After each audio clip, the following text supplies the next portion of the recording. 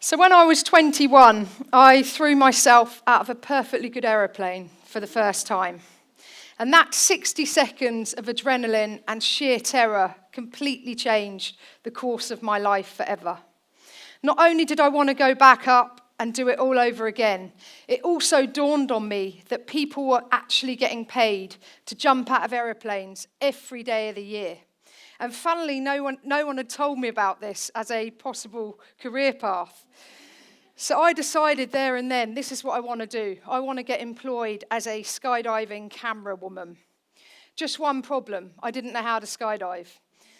Unfazed, with my big audacious goal, I came back to the UK, carried on working in my role as a graphic designer in London, saved up enough money to buy an airfare back to New Zealand, which is where I'd done the jump, put myself through my skydiving course, and then figure out how to get employed as a skydiver. This was a pretty far-fetched goal because I knew nobody in New Zealand, I knew nothing about filming, and I knew nothing about skydiving. But none of that mattered because I knew I could learn those skills or I could at least have a go. So eventually I landed my dream job and I was getting paid to jump out of planes up to 12 times a day, every day. And this gave me this massive confidence and this self-belief that I could do whatever I put my mind to, or I could at least have a go.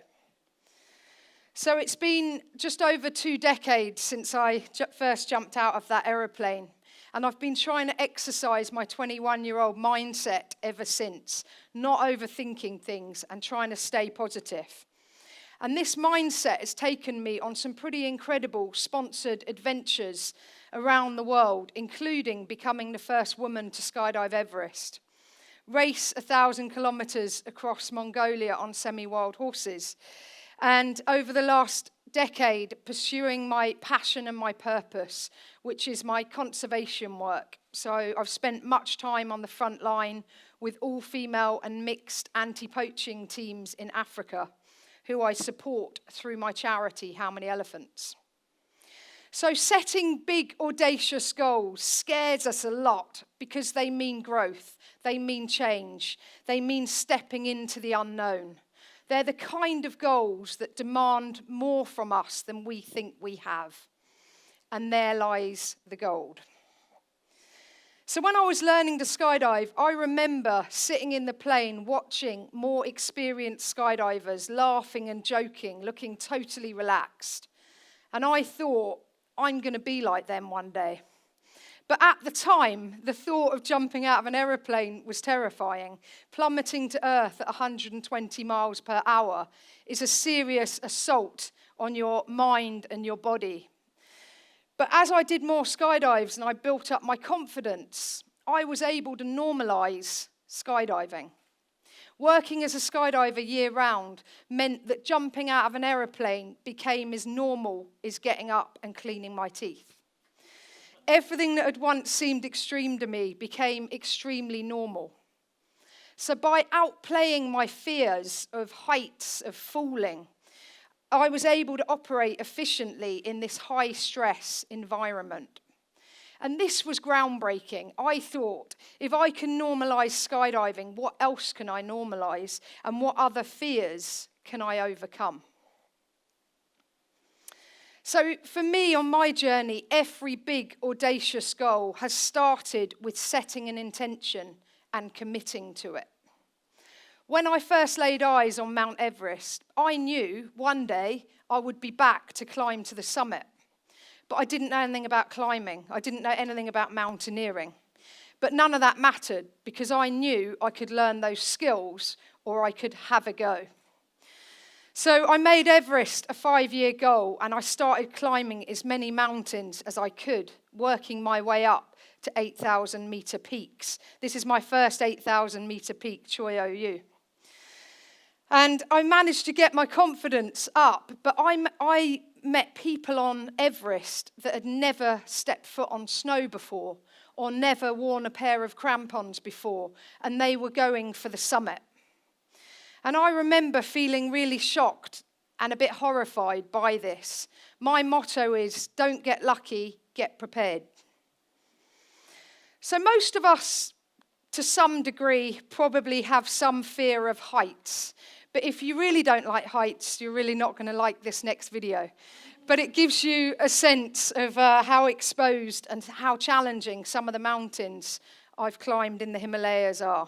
Jungbu and I are on our descent, and we're just moving along these crazy little ledges. So yeah, here, and this is what's the other side.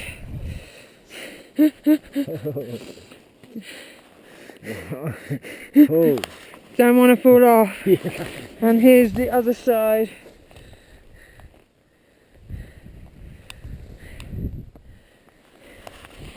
Definitely don't want to fall off either side. It's all good. It's all good.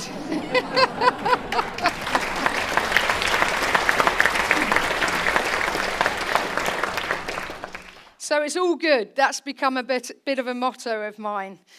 But luckily for me, I had a head for heights from my skydiving experience, and I was able to transfer those skills to a different sport, to mountaineering. But it's not all been plain sailing.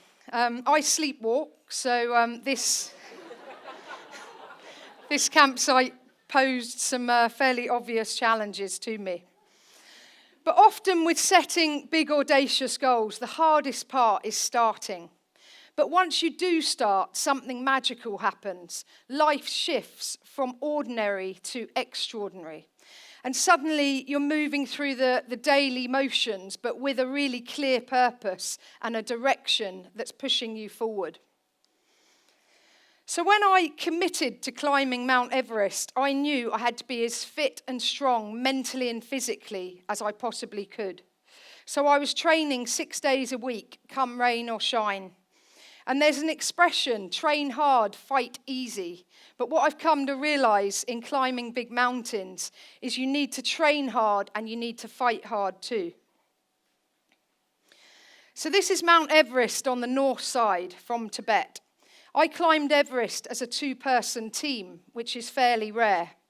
And I spent a total of 47 days on the mountain above 5,000 meters. And this is how long it takes to acclimatize. So the north side of Everest is very cold, it's very barren. There's no helicopter rescue on this side, but there's also way fewer climbers than on the south side. But I found myself in a queue. Not the kind of queue you will have seen in the media on the south side, but it was a queue. And I don't like queuing in the local supermarket, let alone at 8,000 meters in the death zone. So one of the advantages of climbing as a 2-person team is you can make decisions quickly and change your plans. So this is Camp 3, 8,300 meters. This is the last camp before you get to the summit.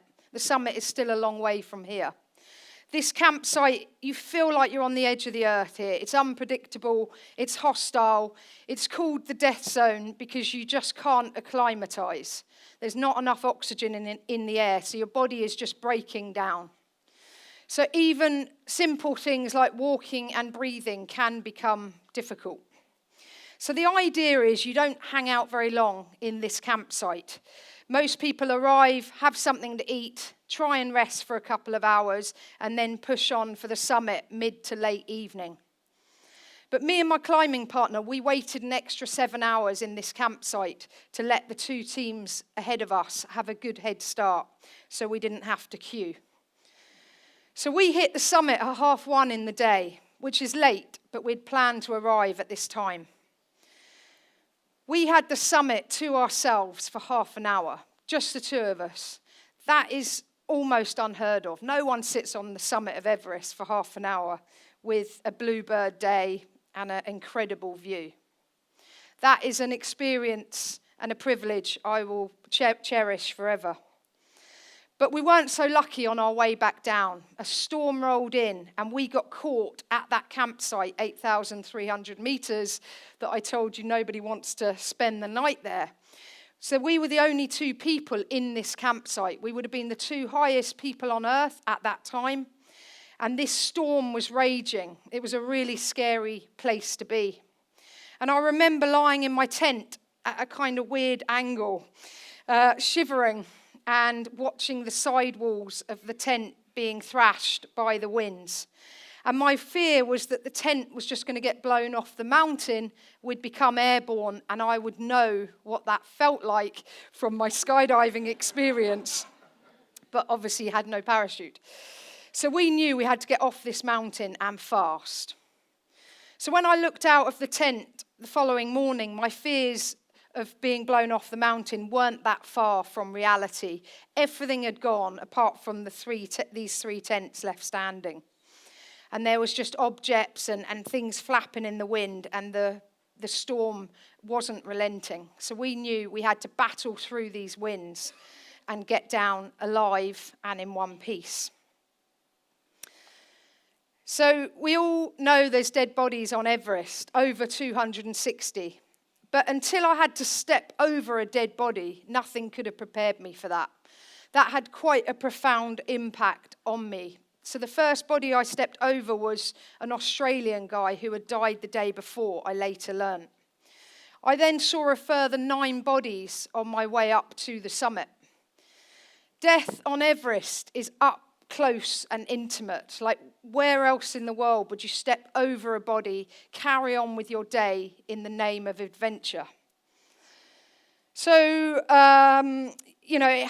it did have quite an impact on me, and it really was a very stark reminder of the fine line between life and death in these high altitude environments. But even more alarming than stepping over the dead was the near dead. So you would see a body draped over a rock, and then you'd see their arm or their leg move. And you'd think, am I going crazy here? And then you'd look up and see 2 Sherpas roped to this barely conscious person that they were basically dragging up and dragging back down. And the Sherpas told me they sometimes had to hide behind their clients on the summit to hold them up so they could have their summit photo, because they weren't able to hold their own body weight up, or they weren't conscious. I am pleased to report in this photo there is no Sherpa hiding behind me. It took us a further 9 hours to get off the mountain back to Advanced Base Camp. At times we were having to lie flat on the ground or crawling along because the winds were so strong. But we got back shattered but elated to have made a good and responsible summit on Everest. So setting big, audacious goals transforms everyday life because it gives you a clear purpose. It builds resilience, expands your horizons, and boosts confidence. So I'm going to give you 3 tips for setting big, audacious goals. Number 1, think tall, start small. The size of the first step isn't what's important. It's the direction that it's moving you in. Tip number 2, win or learn. Very rarely is the path to a big achievement or a big goal linear. So it's about embracing the detours, embracing the setbacks, because often that's where the powerful life lessons lie. Tip number 3, my favourite, smile through the pain. It works. A positive mindset is a resilient mindset. So what are your big, audacious goals? Whatever they are, let them scare you a little. Let them excite you a lot. I'm going to finish today by saying think big, dream bigger, and start today. Thank you very much.